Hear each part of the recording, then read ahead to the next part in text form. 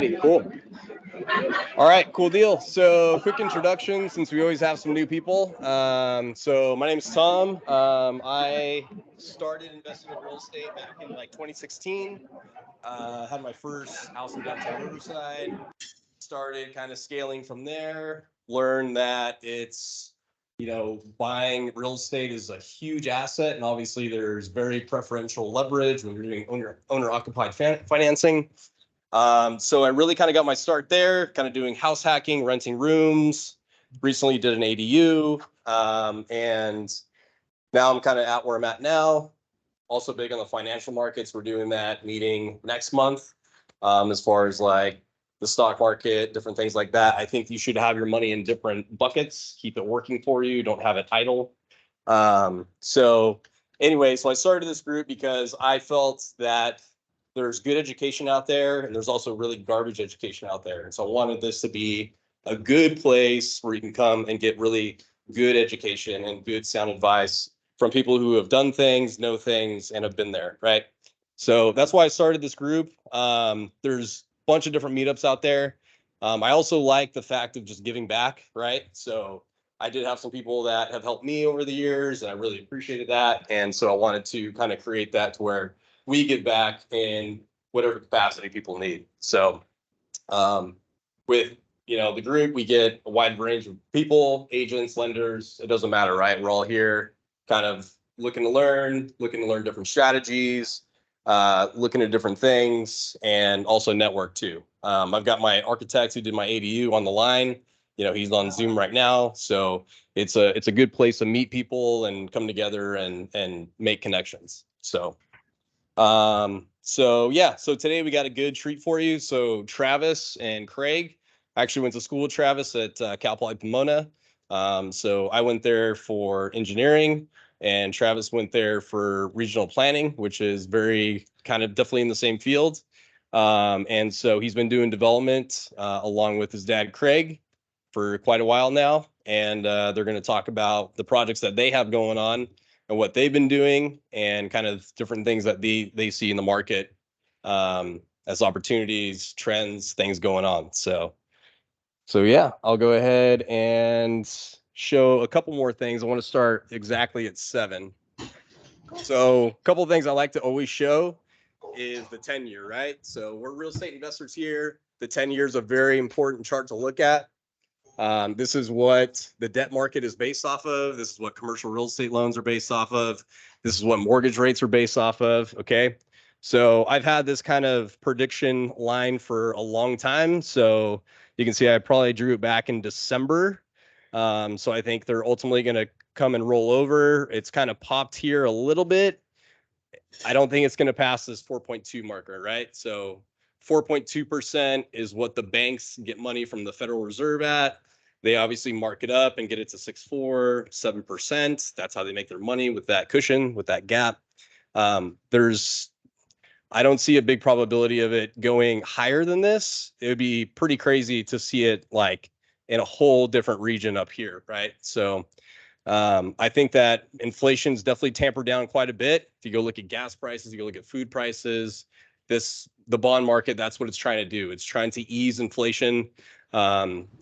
There's no reason to hold bonds if inflation is running like crazy, right? So now we've gone from an inflationary period to where we're at now. We've had deflation. So this is ready to flip. So just know that we will see better rates, right? Cheaper rates for mortgages in the future. So that's a good thing to know. And that's obviously going to push assets up. Okay. Assets are really based on credit big time. So if there's credit coming out of the system, assets are going down. Credit's going in, assets are going up. So that's one thing I always try to show you guys is what's going on in the credit markets, because that is really crucial to know. So that'll just make you a stronger real estate investor. So, all right, cool. Well, Travis, I'll let you guys take it away.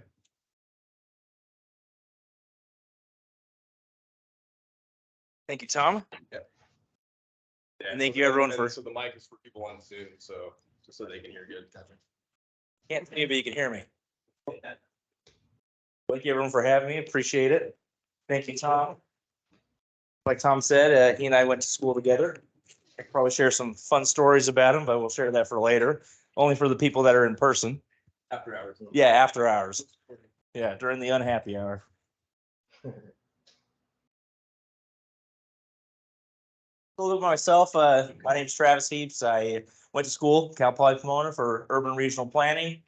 I worked in city government as a planner for a few years before jumping ship onto the private side and working in land development with my dad.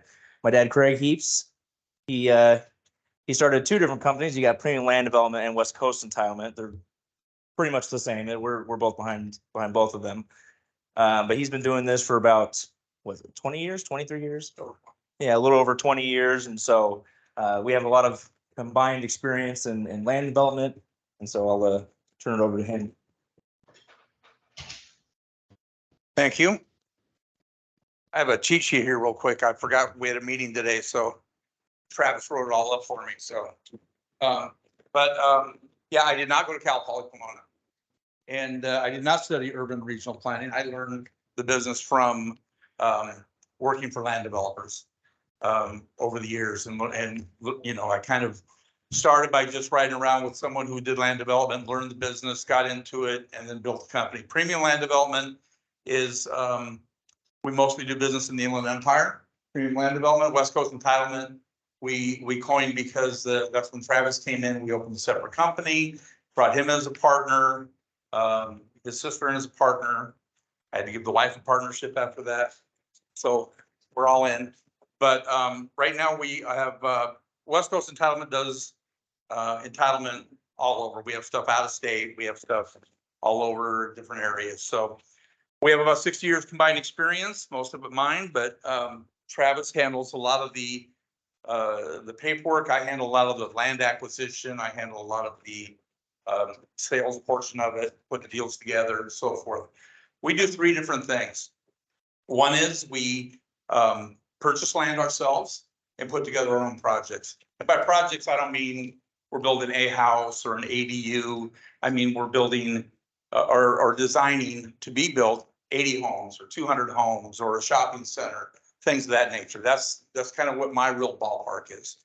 A lot of the things you're here to learn about ADUs, things like that, Travis is going to speak about, because he's more of the technical planner than I am. So the first is we do our own projects.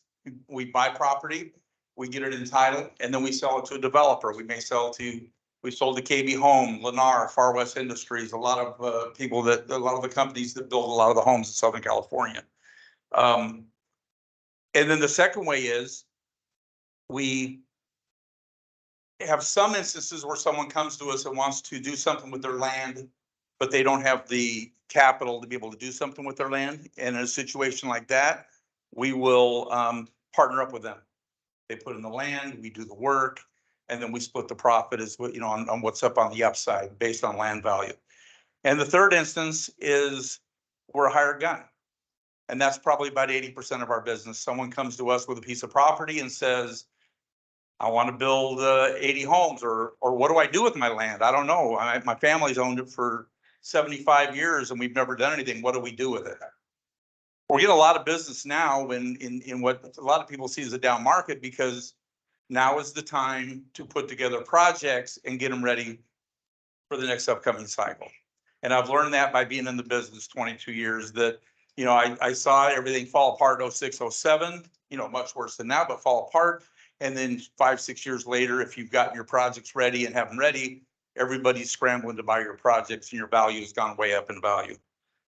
So those are the things that we do. We, in our company, when you do a project with us, we start with designing the project and then meeting with the cities or the counties, figuring out exactly what has to happen, and then doing the, you know, getting the reports done, whether it's traffic studies or, you know, we work with all the different consultants to do that.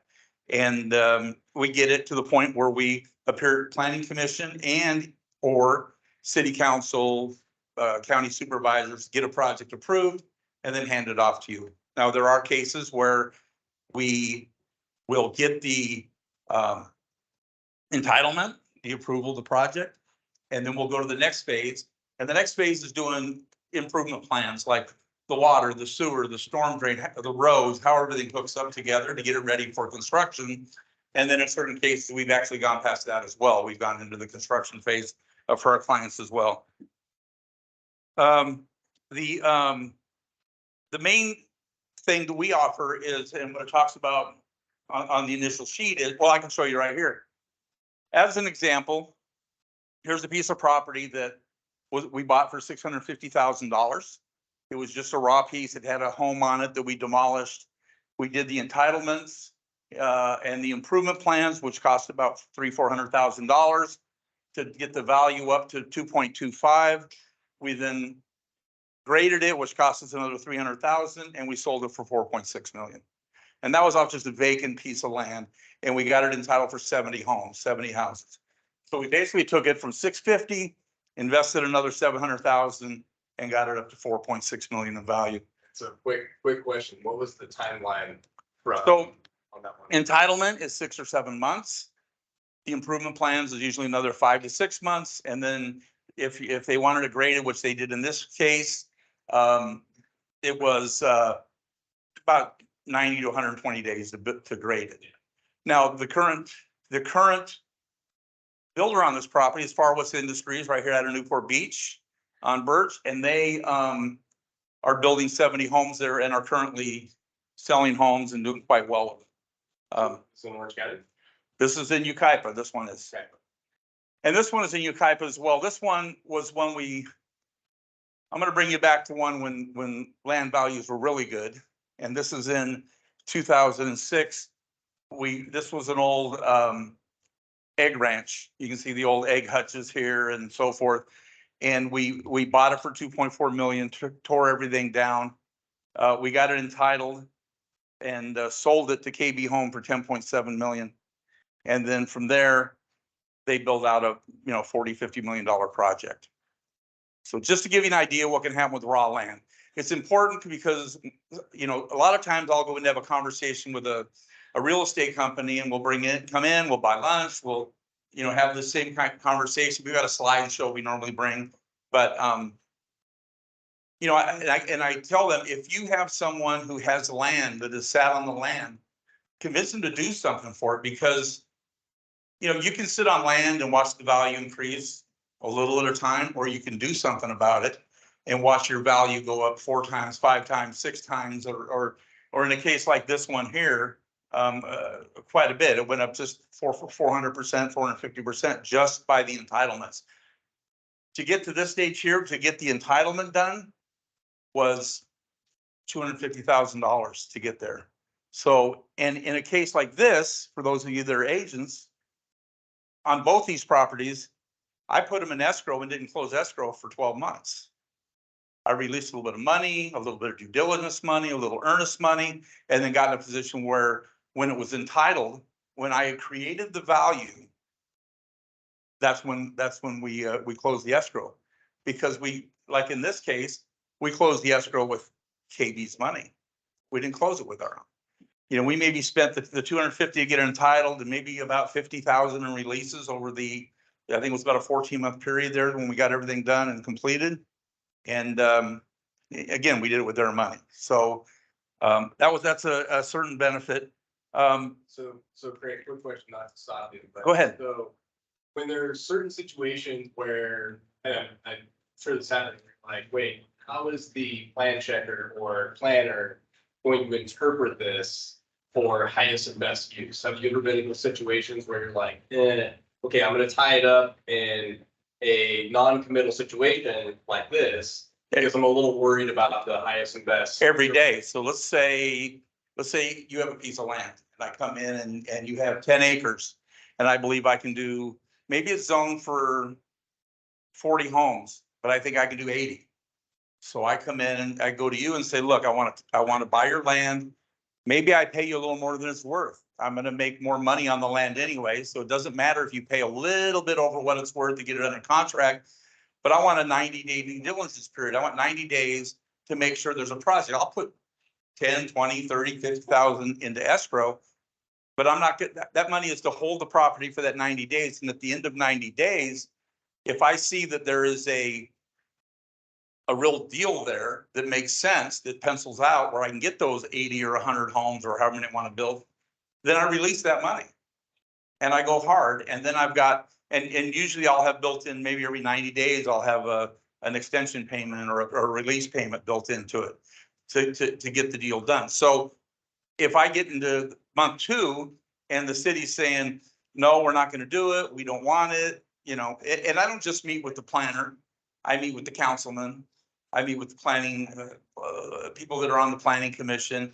I see where the temperature is. And if I know that there's a deal to be had, well, then I can roll the dice. I can release that 20,000 I have in escrow and go to the next stage.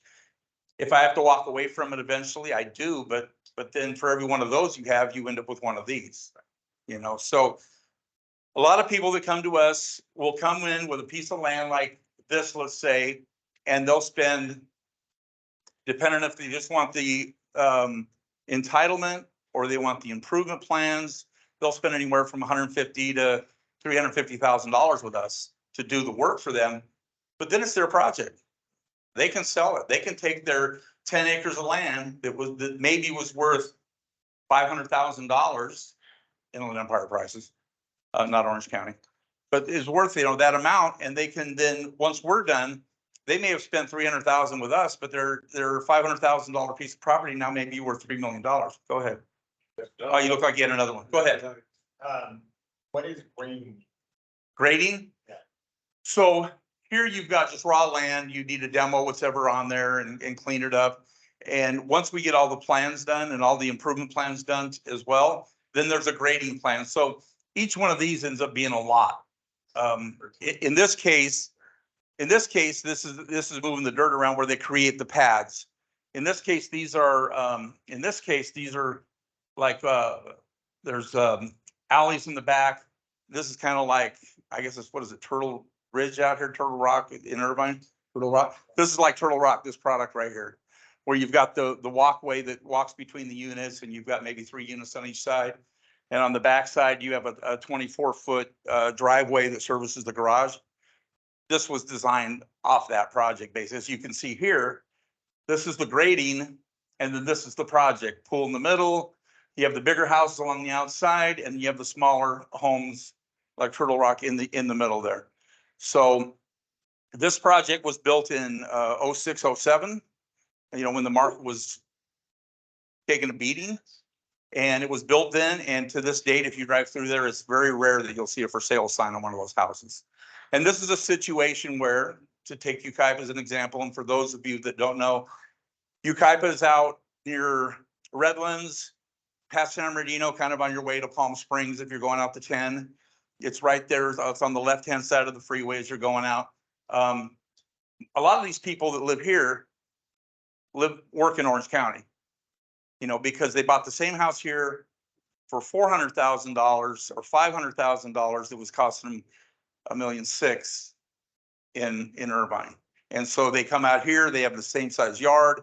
You know, it's a little different amenities, but there's still, you know, plenty of shopping, restaurants, things like that. They just have the drive. And now that there is, we were mentioned earlier, now that there's the train system that goes all the way from LA and to Orange County into Redlands, which is the next city over, a lot more people are moving out that way and doing that.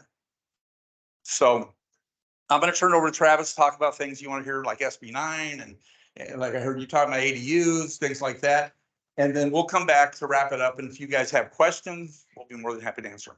Okay, thank you.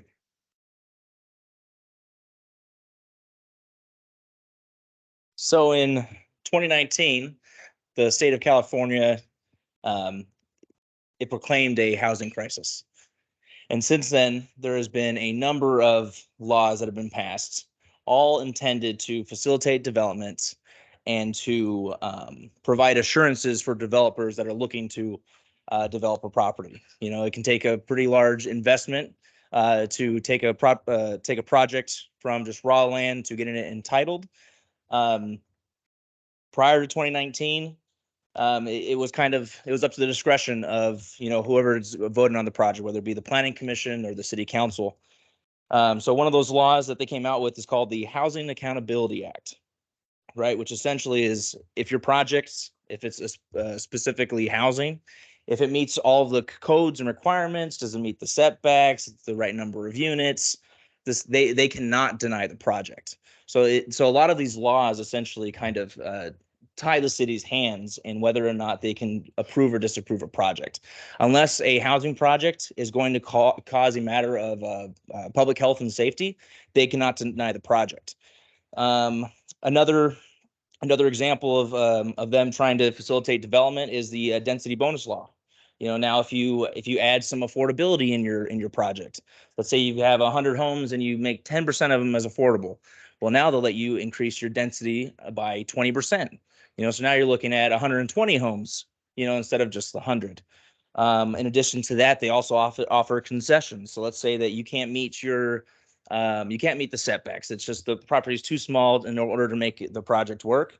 Well, you can say I can't meet that because we're doing affordability. And so those are specific more for like larger residential projects, whether it be single family or multifamily.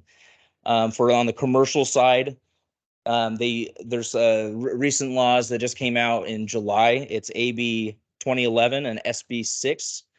Those essentially is if you have a commercial property and as long as it's surrounded by urban uses. So that means if you're surrounded by residential around you, or if you got commercial, or maybe even a church or a school or a government office or something, it allows you to essentially do a mixed use project. So you got commercial and multifamily in there at a density that ranges anywhere between 30 to 60 dwelling units to the acre.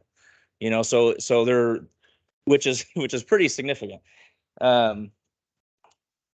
Before the individual homeowners, if you own a single family house, there's the more recent things for that apply to that are the ADUs and SB9, so the urban lot splits. So the ADUs, you can essentially, any single family property, as long as you just have one home on it, you can build an accessory dwelling unit, which is a secondary home, up to 1,200 square feet, right?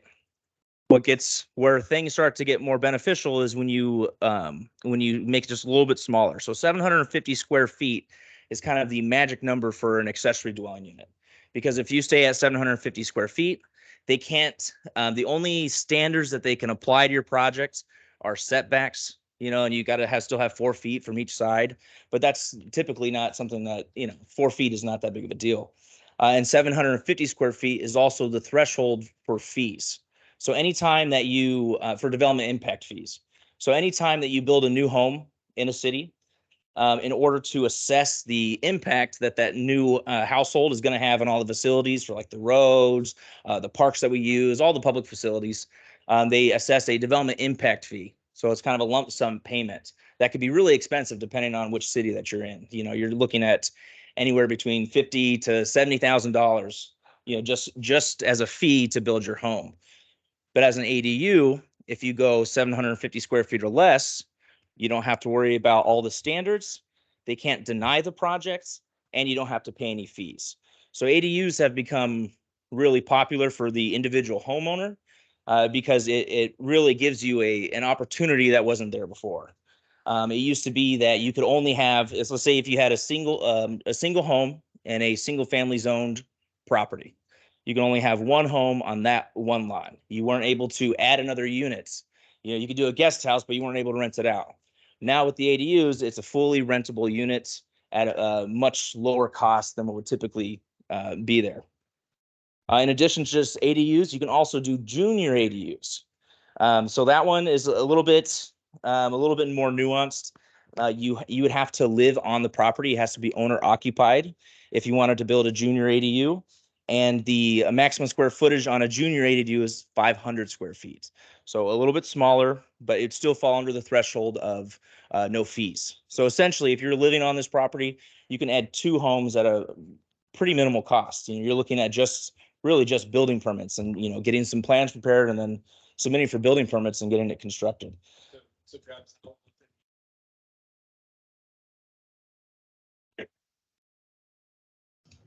Well said. That's probably the most common one that I've seen is that conversion, the junior ADU, because one of the requirements is that it has to be within the footprint of the existing residence.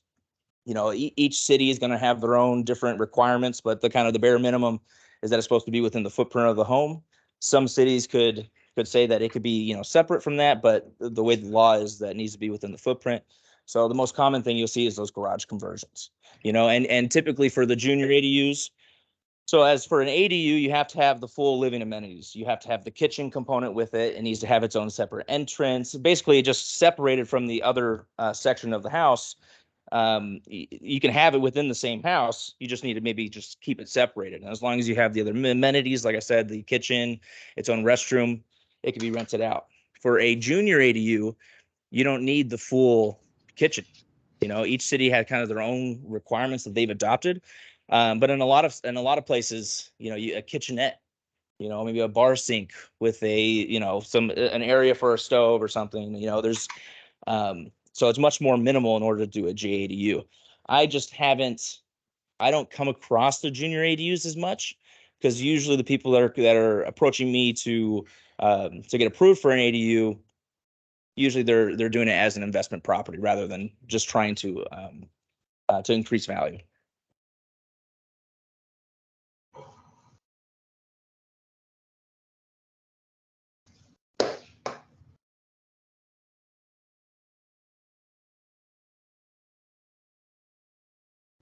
So on that, since it's one property, you're limited to one ADU and a junior ADU.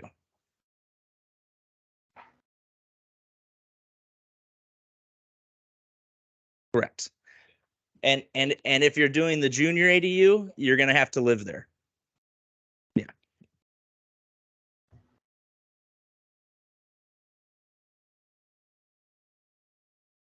You don't have to rent out the house. I mean,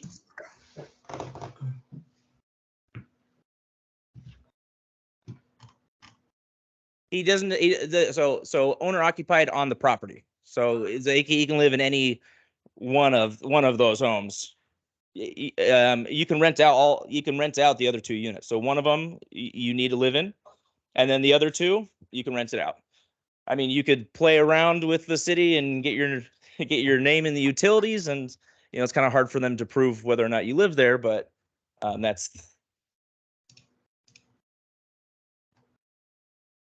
not necessarily. You don't need to have your own water meter for those units. So. Okay, yeah.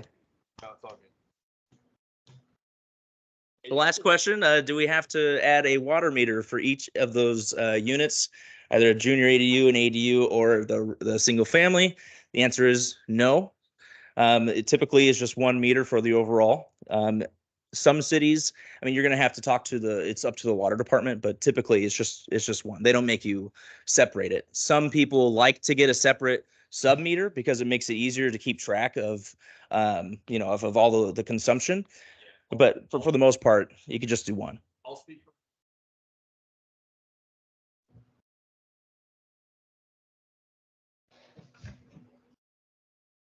Are you saying something, Tom? What?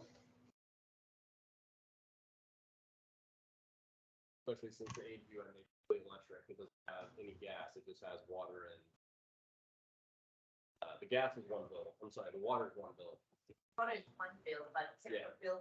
And it's all how you want to chop it up. For me, I just said, hey, let's just do separate electrical, keep it easy, because all I need is, you know, the 2 meters, and you know, I'll leave water as is. So I want to get more clarification on the junior. And we ran into this before, but does the junior have to be attached like to the building, to the stuck of the main house? Because then you're also mentioning you can also do the conversion of the garage. And then some garages are attached and some of them are detached. So there was a little way the junior has to touch that first primary home. So the question was, if the junior ADU needs to be attached to or at least touching the existing house. So yes, it does need to be attached. It is up to each city, kind of how they interpret that. I've seen some cities where they let you expand from there as just like you're just sharing a wall, and you can expand, add a new roof, so you're expanding the size of the building. I've also seen other cities where it's got to be with the existing footprint of the house. But for the most part, the intent of the ADU law is really to facilitate these as much as possible. So most instances I'm finding they do allow you to have that expansion, but it still needs to be attached. Oh, I'd like to say something.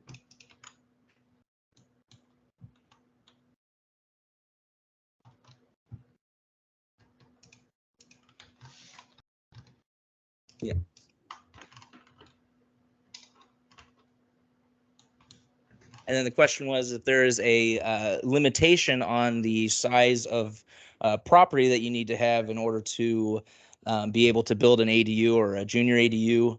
It's really just tied to, you know, if you have the appropriate zoning. So as long as it's zoned for residential, you're not a house on a commercial property. You're a house on either single family or multifamily or whichever zone allows for family. And then it kind of comes down to the size of the units that you're doing.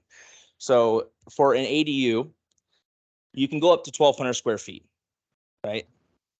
But 800 square feet is that number where then they start applying their own code requirements. So like earlier, I was mentioning how you can essentially kind of kick out the development code as long as you're just meeting setbacks, as long as you keep it under a certain size. So once you go over 800 square feet, now the city can add its discretion. Now they can apply the various standards and the architectural guidelines. And so so if you go over the 750 square feet on the ADU, or sorry, over 800 square feet on the ADU, then they can start looking at lot coverage. You know, and lot coverage is how much of your property can be covered in buildings. Right. And so that is typically the reason why they have that is typically for drainage purposes and whatnot. So that because if you have so much impervious area, it causes issues on neighboring properties.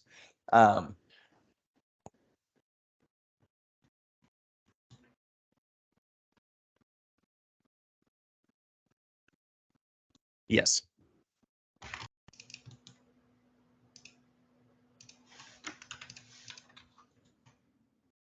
So that one, they don't have a requirement that they can apply to that.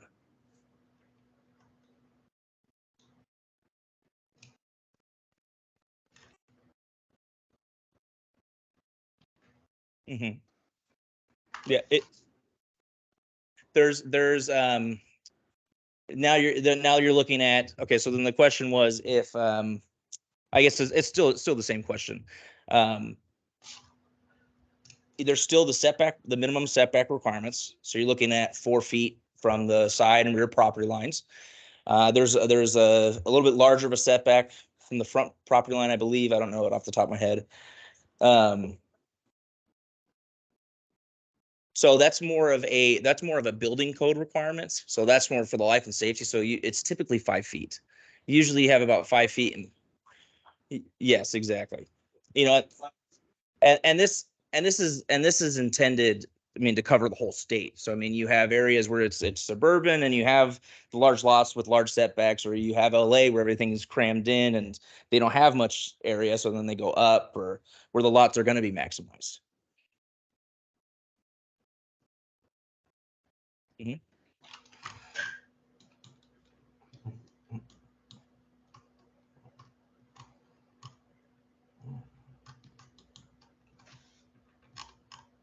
Mm-hmm. What's the question?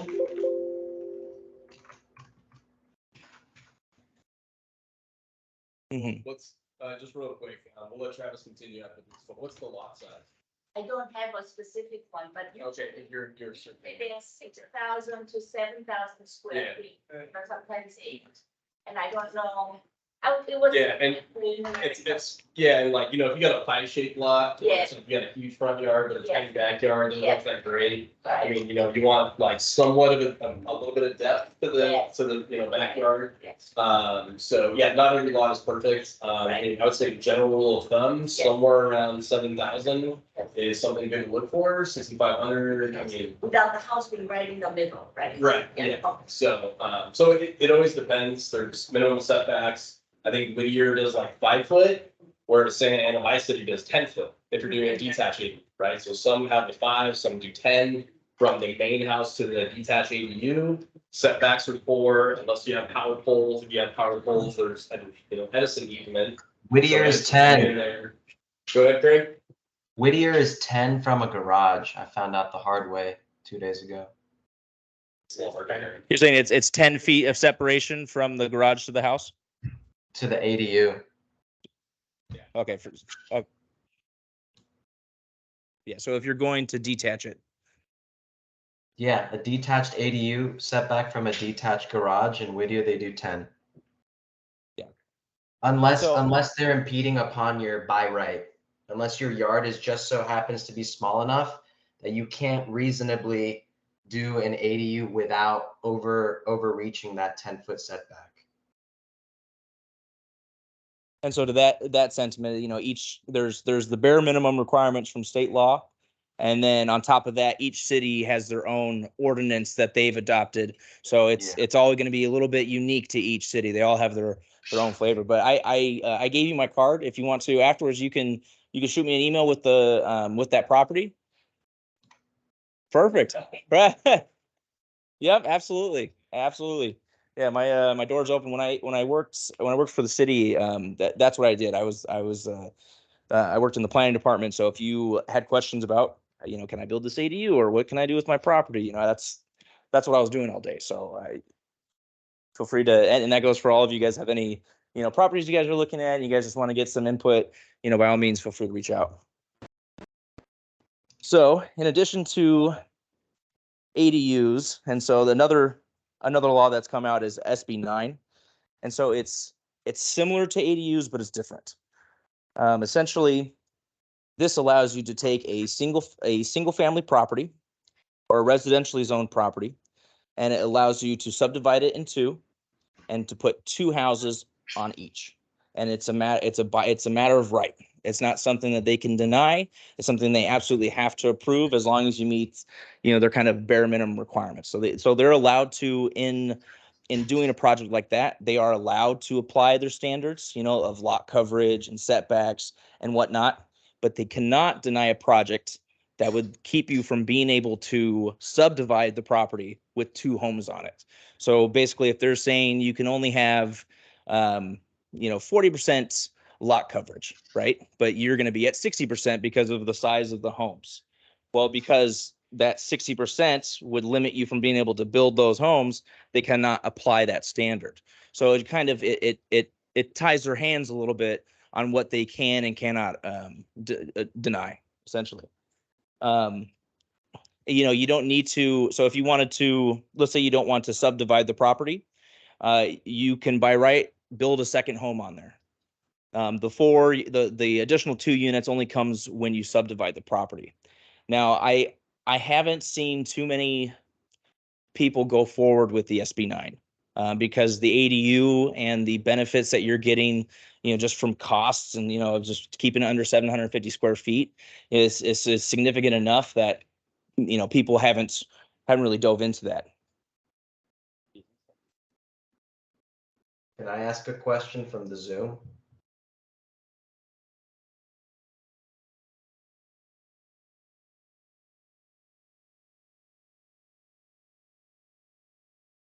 Yes, because yes, and so it was the question was, you know, do you start facing a little bit more roadblocks once you start going into SB9 versus the ADUs, and yes, because the city can review it with a little bit more discretion. You know, they can apply more of their standards than they could on the ADUs. It's, well, I can't charge them, I can't say no to it, and all they have to do is just get building permits. As opposed to for this one, you know, if you want to now, I mean, in the long run, SB9 versus the ADUs, I mean, you're looking at 4 4 residences, 4 homes, 4 units that you could rent out, all 4 of them. You don't have to live there. Actually, I take that back. There is an owner occupancy with the subdivision. So if you subdivide it, you do have to live in one of those units. For I think it's a period of 3 years. 3 years. So then after 3 years, then they can rent all 4 of them. Yeah. So question for me, Travis, I would say, I mean, not every lot is like the best for SB9 because you would need to have at least, let's say if you got the house shifted to one side, so you have like a little access road to get to the back. Mhm. You need a little bit of depth to be able to like, maybe not all the lots are geared for that. I mean, how often would you say you see lots that do make sense get kind of shot down on the SB9? I haven't seen it be shut down. I mean, SB9, for me is just kind of a tool that I just kind of keep in my back pocket if, trying just by looking at a property, trying to figure out something works. There are minimum size requirements. I believe that it's like I think it's, you can't go however you subdivide it, the lot that you're subdividing, it can't be less than 1,200 square feet. So essentially, I think it's 2,400 is kind of the minimum property size that you're going to be looking at. But like Tommy had kind of mentioned, not every property is kind of geared towards that. It's one thing to just look at what the zoning is and what I can do, and then, but once you start getting into the design, that's when you start to kind of get an idea of what's more realistic.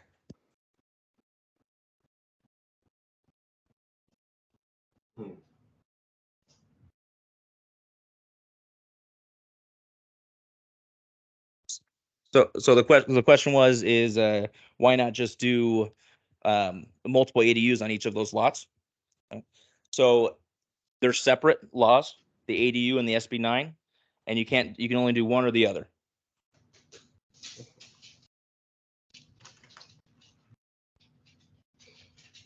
So if you're not if you're not classifying the unit as an ADU, then they're going to view it as a second home. And then they're going to charge you the same fees regardless if it's under 750 square feet or not. And so that's another aspect of the of SB9 is that you're looking at individual full single family homes, at least that's how the city is viewing them, as opposed to an accessory unit. And so because it's accessory, the idea is, okay, there's not as much of an impact. Maybe you got 1-2 people living there as opposed to a family of 5. And so there's less of an impact on the city as a whole. And so that's part of their justification for how they're able to, not charge those fees. But in the case of SB9, they're, full-blown residences.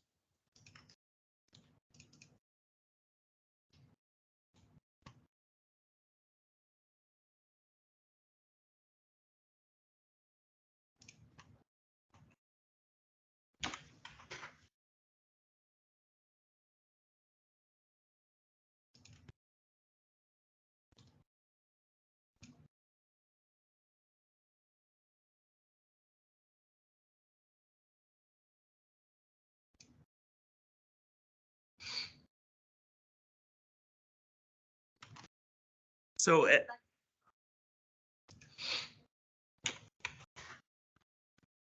What was the question?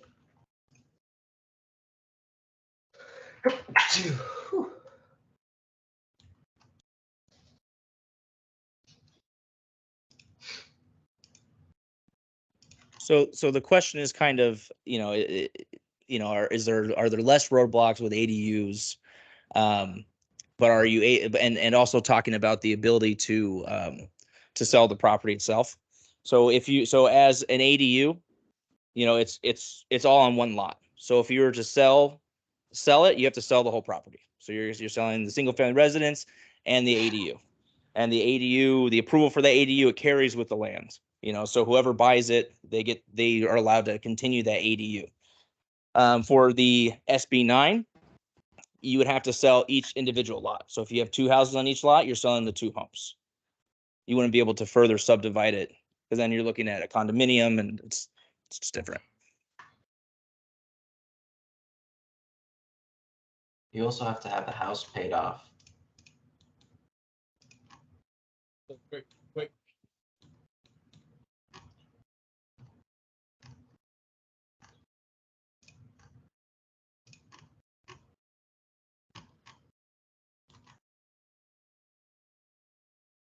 Yeah, don't sell your house and buy the whole appearance. And I sell the whole thing.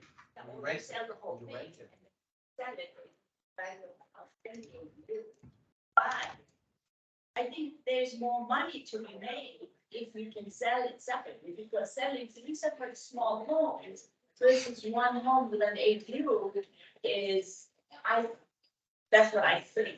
Well, my quick opinion is, I think eventually SB9, maybe you've already get some address that they can have, right? Do the SB9 ones get the half address too, or do they do they get their own address? They get their own address. They get their own address? Yeah, but it's usually like unit 1 or unit 2, at least out that way. Maybe this is gonna stay.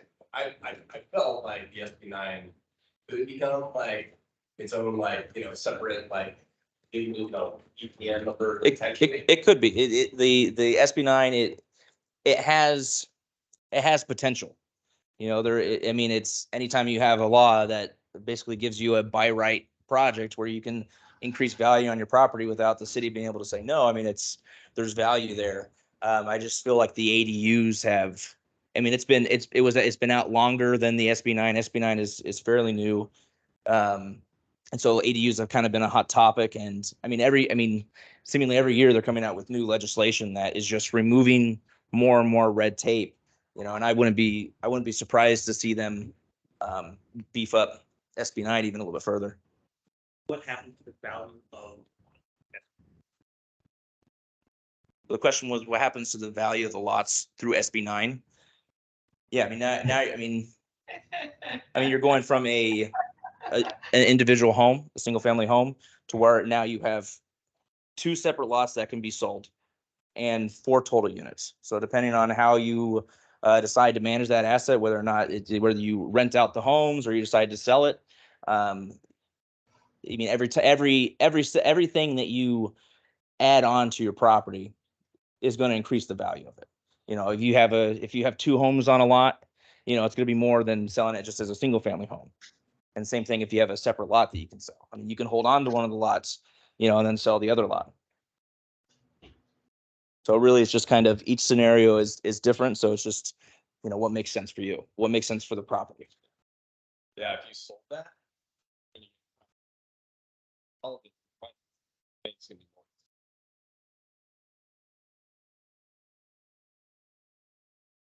Do you have more questions for?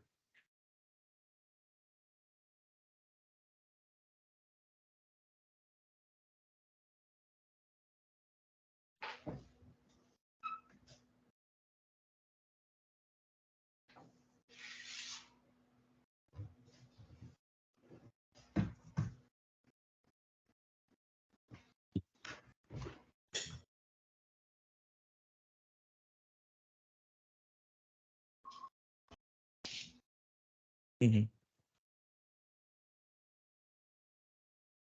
Now, when the county, they are always accommodating when you're trying to look for affordable homes for everybody. Whereas when they think of rental, an ADU, they think of the owner trying to make more money from that piece of land.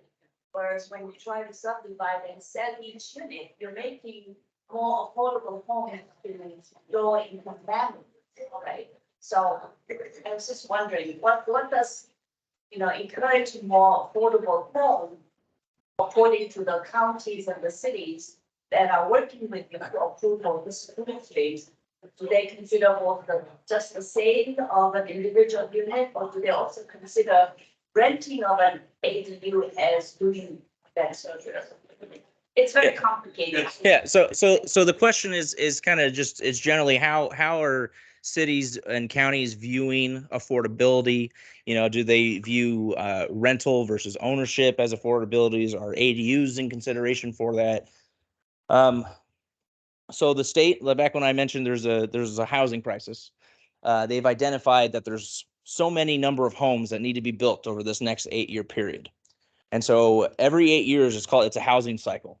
So every 8 years, each city has to take a look at their general plan, take a look at their land use plan, and make up a game plan for how we're going to meet the housing needs for our community. And so it's called the RENA numbers. So that each city has adopted. It's called the regional housing Needs allocation. I'm drawing a blank, but it's basically it's the share of homes that each city needs to account for. And within that, it's not just market rate homes. It's also number of units that are low income. There's so many number of units that are extremely low income, moderate income, and then market rates. And then so as part of so if we were to dedicate an affordable project, it could be either, I could be either rental or for sale. It's just there's different requirements for each. So if I wanted to do an apartment project, for that 100 units, and I dedicate 10% of the units as low income affordable, right? But if I do a project for sale, then it could be moderate income affordable. And each of those are based, and the way that they calculate affordability is based off a percentage of the share of the area median income, right? So Orange County has an area median income of so much. And so they calculate that for a family that's with, of a certain household size that makes this much money, they fall within the, that with that affordable range. And so it's just kind of on a sliding scale of how much each household makes, whether or not they qualify, and then just depending on the area of how much it's going to cost. ADUs are considered an affordable unit. So on all the cities, when they have to game plan for how they're going to do it, whether or not they rezone a bunch of properties to be high density, or maybe they create other opportunities like a development opportunity reserve. Part of that is they also include how many number of ADUs that they've built and how many they expect to build, because that is something that they are considering as affordable.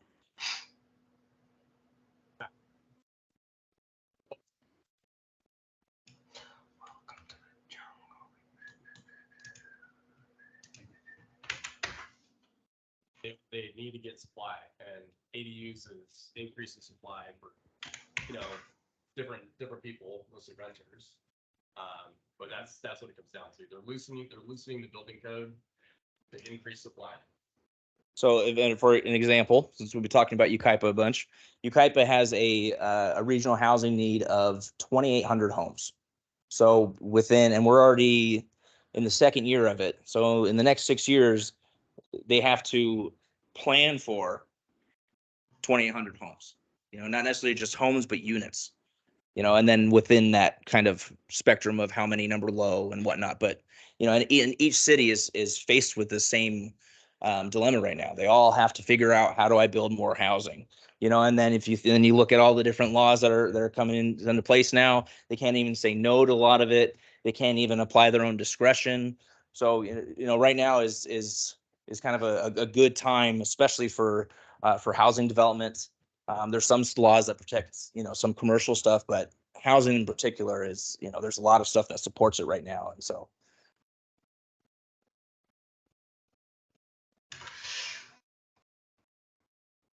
Dang, calls on building permits. Mm-hmm.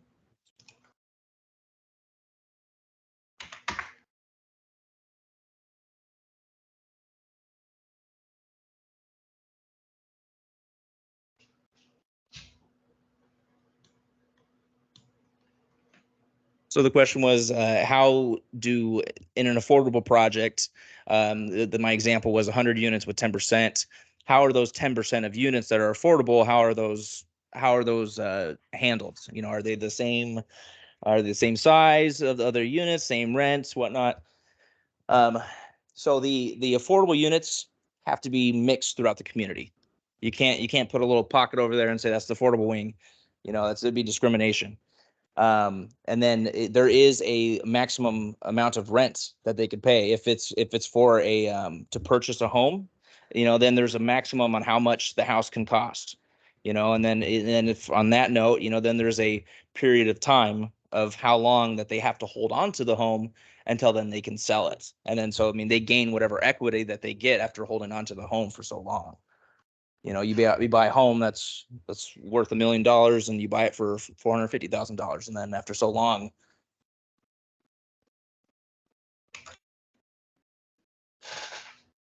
no, nope. They're the same fixtures, same everything.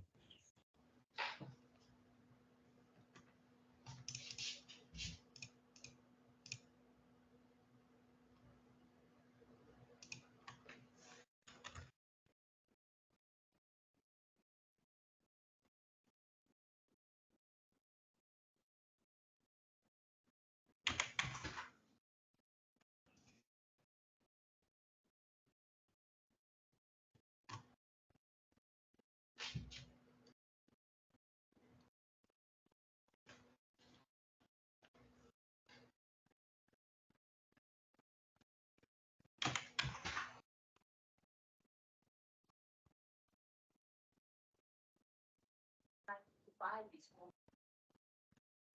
But how to use the low income families, they give preference to the families with lower income. Yeah, but that was an example. And Suppose I don't know. and so she just gave an example of an affordable housing project on the East Coast. Those, however, is likely a tax credit projects where it's being managed through whatever jurisdiction. If you're a private developer and you're designating so much as affordable, it doesn't have to go through the county. You know, it's more of you have reporting requirements that you maintain through the city. You know, so where you know however many number of units there are, how many number are occupied, you know, the amount of rent versus what, you know, the market rate versus how much their affordable is, just to make sure that they're meeting all those numbers. So it's not not necessary that they're grouped together or that even the units are smaller. It's something, it's got to be kind of mixed throughout. So like on the very first picture, we had an apartment project up there. That one's for 150 no, that's the one that one, yeah. So this one is 150 units, 5-acre property, and 10% of the units are low income affordable. And so for that, you know, it's all 1 and 2 bedroom units. So we have a mix of them. Some of them are 1 bedroom, some of them are 2 bedroom. It's got the same everything. They got access to the same amount of amenities. They got the same you know, premium fixtures that, you know, that a market rate unit has.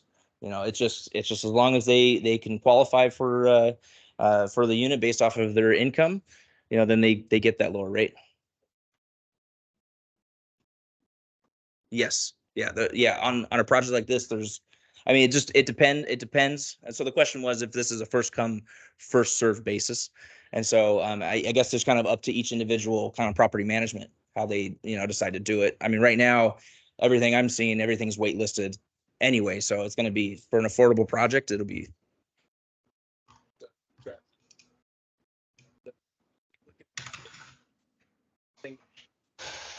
See building permits across the nation that, you know, the mania that we saw in 06, 07, 08, right? Like we've never even hit that high again in building permits.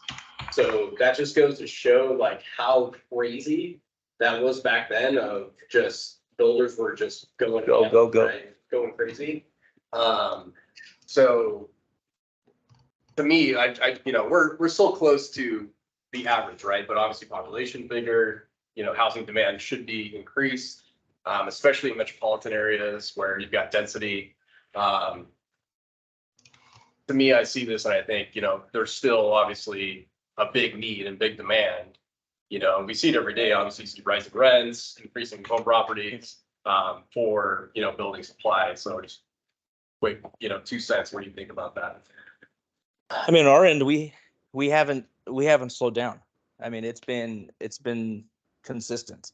You know, maybe the activity has slowed down on the construction side of things, but a lot of people are getting into the entitlement and getting their projects approved now. So like Craig had mentioned earlier, so that way when it has the upswing again, they're ready to go, because that's what we noticed. Those are the people that benefited from this last upswing was the people that had a project in place that was shovel ready to start the construction. Yeah, yes, the people that were doing the work right here. They're laughing at the bank now. And like Tommy had mentioned, it's a supply and demand, thing. I mean, each city is having to churn out all of these houses, and so I really don't foresee that changing anytime soon.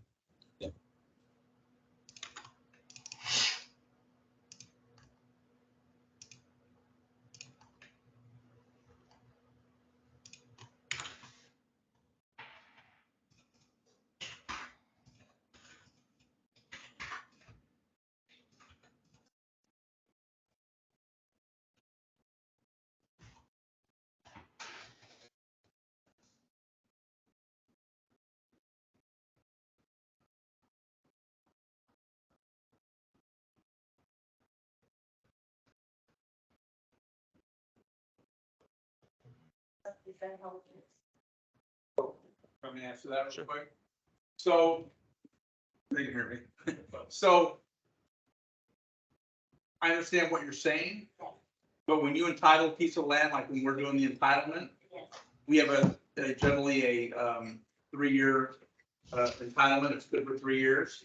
There are 1 year. 6 years. Yeah, up to 6 years total, right? Including 1 year increments of extending the max. Yes. During the last crisis, what state everybody's banking is the government said we don't want all these maps to go away. So they started extending all the maps for everybody. The subdivision map. 9, 10, 11, 12 years, those were good. So a lot of the projects that I see that are being built now in the Inland Empire were entitled during that period. We're entitled during there and we're just extended until the market came back. And what happens is, so let's say you're a big builder, you're a public company, you're KV Home, you're Lennar. One thing I want to tell you is that they don't have their own entitlement departments. They don't take the risk on land that we take or our clients take, because they answer to a board of directors, they answer to their investors and shareholders. And they're risk averse. Yeah, and they don't like, they want a sure shot when they go in, So when the market comes back, and I don't feel like it's nowhere near now what, or is going to be what it was, I believe, in 05, 06. Okay, there's just too much of a demand.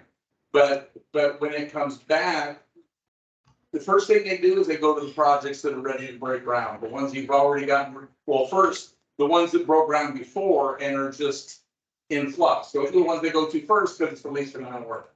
Then they want the ones that are entitled, the improvement plans are done, and it's ready to break ground. Then they want the ones that are entitled, and then they go to the raw land. So in a situation like the last several years, the ones with the raw land are purchased by people like me that are doing entitlement work, whereas the ones that were already further down the road are the ones they go to. And they do, it's almost like a market where you're selling a house, and it's such a good market that you end up with 12 offers the first day and 10% higher than what you even got listed for. It's the same thing with these type of projects because they're ready to go. And so you've got KV saying, hey, I'll give you 20 million, and the Lennar saying I'll give you 22. And they, it's a matter of who you take in the deal. So yeah. So you take the risk of waiting. I think if you wait until the market is good to entitle your property, then you lose. Because 4 years down the road, KV Lennar have bought all the existing inventory and are building homes, and nobody wants your project right now at that point. And so you have to hold off. And if you go a few more years and nothing happens, you're going to end up re-entitling your property. So you have to do it when the entitlement is best, when the market is bad. because it's coming back. Yeah. You know, it's a roller coaster, it's a cycle, you've seen it, it goes like this. And, you know, sometimes it dips down further than other times, and sometimes it raises up higher like it was in 05 or 04 or whatever, you know? And I was doing this at that time, so I know, and I saw it when everybody's, that was it. Phone didn't ring, that was it, nobody's ready to do anything anymore, you know? What is So- the average of all the entitlements you've done? What is the average period between the time you invest money to buy the land to the time when the builders give you millions for that entitlement? The 18 question, 24 months. the question was, how long does it take from going from raw land to investing in it to starting the construction or having a completed product? Dang. Too vague. That question is too vague.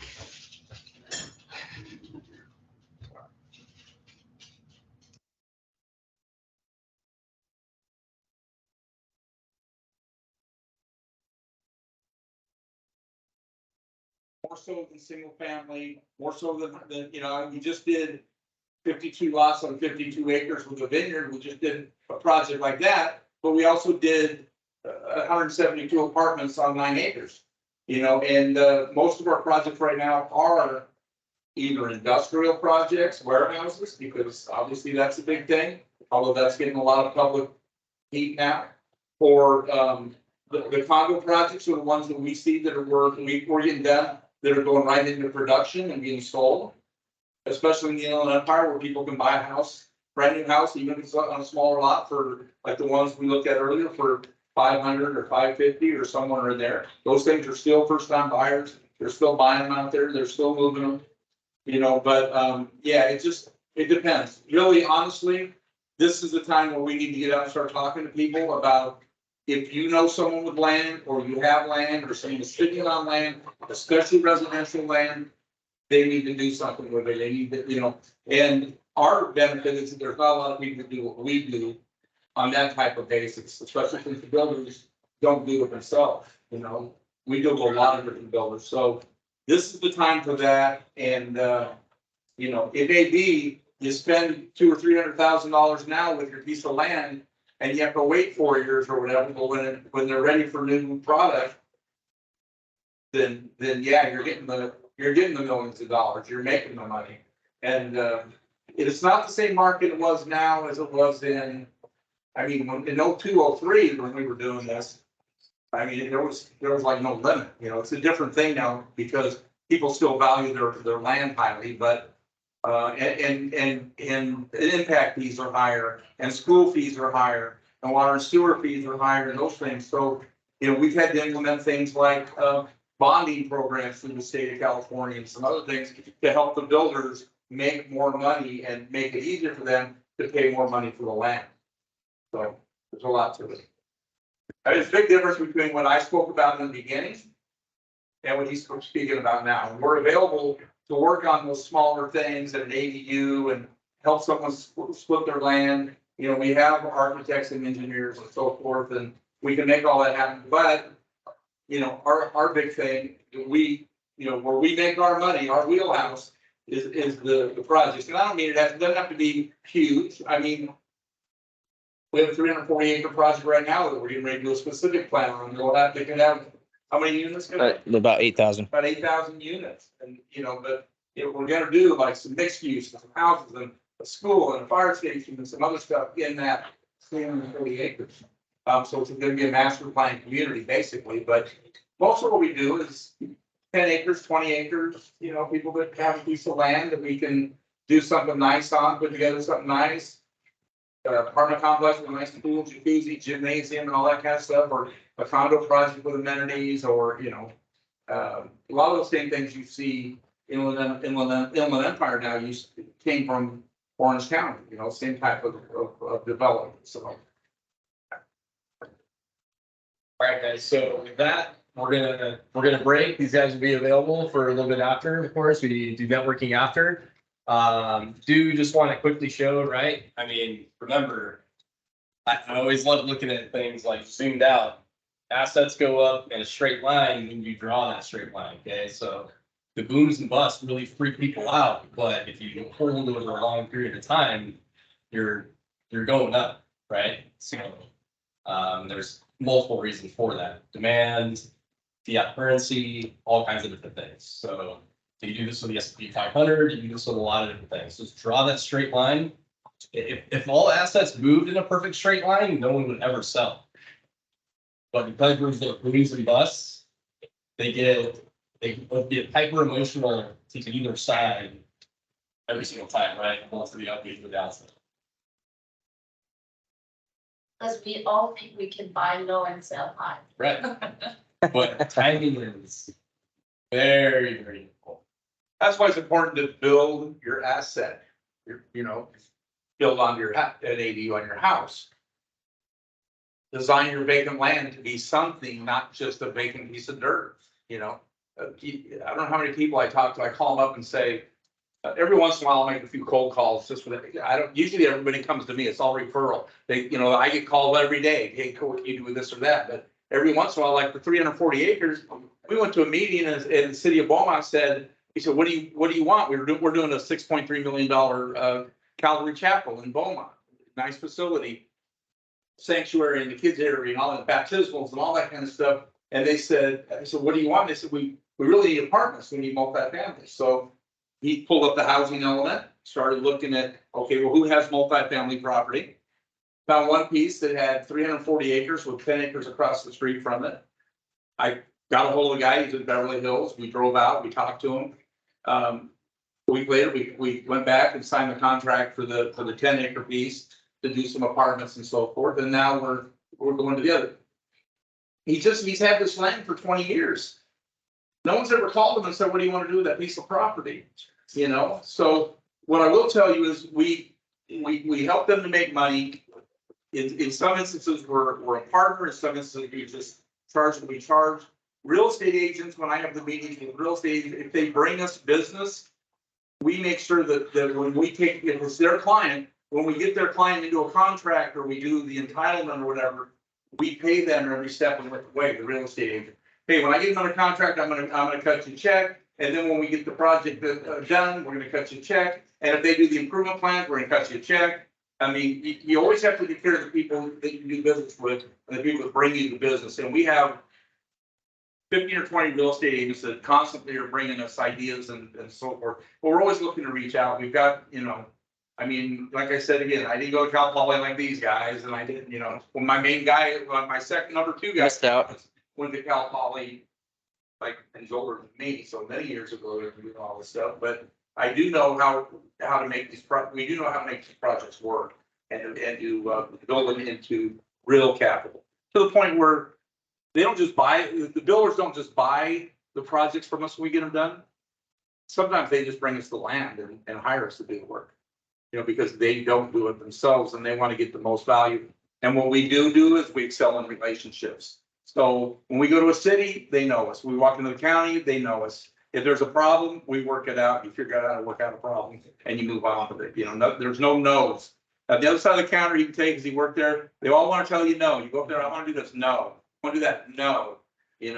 And that's the first thing with Travis that he had to break out of when he got to this side of the counter is go to the, well, they won't let you do that, but they will. You just have to, figure out a way to make them say yes, and then you're on. It's almost like offense, defense. Your defense on the planning side. And... yeah. Cool. Well, hey, Travis, Greg, thank you guys for coming out and speaking. Thank you guys. Appreciate it. Knowledge. And thank you guys for coming and showing up, right? Investing and work and doing things for yourself about showing up. It's one last thing. It's easy to find us on www.westcoastentitlement.com. Our phone number's on there. And here's a contact right here. A lot of projects for you to look at. But we also have business cards if anyone wants to make them start. Yeah. And again, if you have any property that you want to ask some questions about ADUs, whether it be just a single family house or a vacant land, feel free to reach out. And I'll look into it and give you some kind of ideas of what you can do. Thank you guys.